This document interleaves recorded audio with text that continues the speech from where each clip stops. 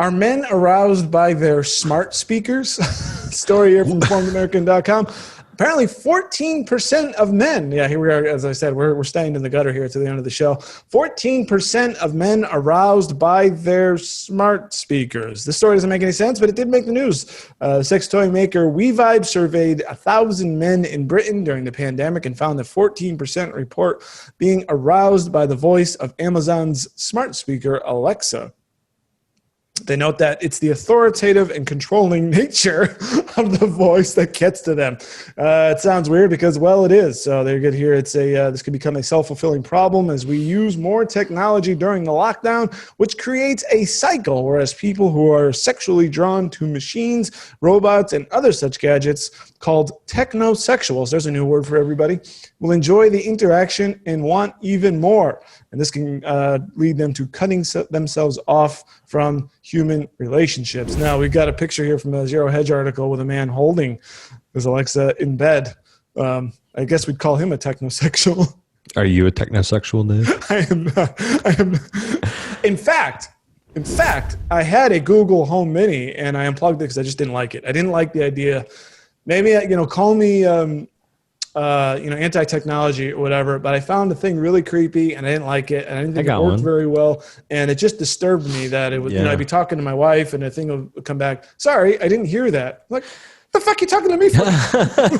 Mine hasn't done that. The only thing I use mine for is to play music, though, like when I'm in the kitchen. I got one for free because I have a Spotify plan, and they were like doing that promotion where you got one for free when you me too. Originally I thought about when I was reading this article, I was thinking about the character Joy in Blade Runner 2049. But what I think this is more like is to that movie Her. Do you remember that with Scarlett Johansson? Yeah. Remember he fell in love with his, it was the artificial intelligent companion that he put in his ear and it was always with him. And he fell in love with her. Yeah. He basically all the other real relationships in his life just kind of like fell apart. You know what I mean? Now, that was a bit believable because she was a super intelligent operating system and could she told him essentially almost everything that he wanted to hear. And it was always in his ear. It was voiced by Scarlett Johansson, so a very pleasant voice. Yeah. So I think there's something maybe to that, but I don't see that same thing applying to Alexa. Yeah. But it makes sense. I mean, a couple of weeks ago, we talked about the sex toys booming in COVID, right? Yeah. And now we're talking about men being turned on by Alexa. So this is the only girl that'll talk to me right now? Yeah, exactly. So it's like, do they need combination with both? Do they need Alexa and their sex toys? I don't know. And the weird part for me was it says they like the authoritative voice, the authoritative and controlling nature of the voice. So they like, this is like virtual BDSM or something. Yeah. I don't know. Virtual but I don't think Alexa really goes that far. I mean, what is she saying? I don't know. Maybe the new thing there's going to be a setting for Alexa for how aggressive you want her to be. That's going to be the new thing. Well, I guess. Well, I think back to sex dolls, adult versions. But maybe we can combine, an Alexa controlled sex doll, so we get the voice back, could boss you around and then have your fun with it. What do you think of that? Yeah. And then see if it can like do the chores around the house as well. Can you cook me dinner? We're just all perverts now, Dave. The entire country. We're a bunch. This country now is nothing but angry perverts. That's like what's going on right now. We are, yeah, and everything, yeah. So, I mean, I think there's, to the point, to go back a little, is there is something to that virtual world, and it's not just with sex, but in all of our relationships, friends, being able to have things on your phone, if you go too far with it, it certainly can numb you from human relationships, which is just, and it can snowball and make itself worse.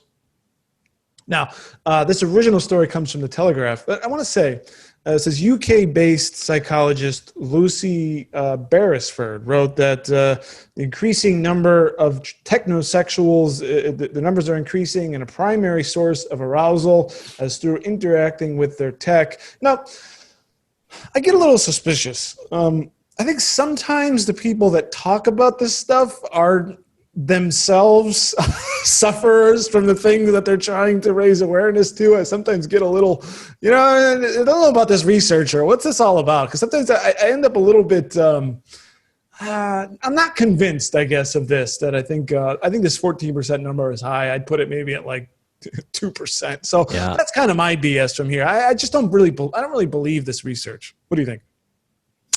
That's a good point. I think my BS just comes from the same thing with the whole sex doll. Like, well, why are we spending our time getting turned on by a voice? There's so much more we can be doing it to fulfill our lives, especially with finding another person. You know what I mean? So, yeah, to the point where you're sleeping with your Alexa, it may be time to call someone. Yeah, I agree. I mean, a human. It's tough to navigate human relationships in this tech age, and it's going to increase. And what do you do? I think it gets to a point too where, like, it's being like, oh, I'm in love with this object. It's just the same thing we talked about with the sex dolls. It got to a point where it was like, you watch a show and you think this guy's in love with a stuffed animal. You think that's he needs to go see a therapist and like talk about his inability to have why he's having this relationship with this inanimate object. And now it's like, for some reason, it's like, instead of saying like, okay, maybe, this person should talk to a doctor or, just someone to better understand him. It's, well, no, we can't say that. Let's just give it a name like technosexual. And then it's just normal, and then it's just fine, and then it's okay. So I think that's where my BS lies. I think we're actually in the same page. I think we both kind of said the same thing in a different way. I think, I think the normalization of these things and to not recognize it as something that we should fight and try to, guard against. And instead of rather like, studying, well, why does Alexa turn you on? Maybe it's like, hey, just how about you go and just hang out with a human being for a little while? We think, human connection therapy or something, I wonder if in the future we're going to need something like that, which is where you don't go to therapy to like talk to somebody about your problems, but you actually just go meet people. You just like pay to go meet them and interact and to like learn how to be a human again or something. I really wonder if we're heading that way.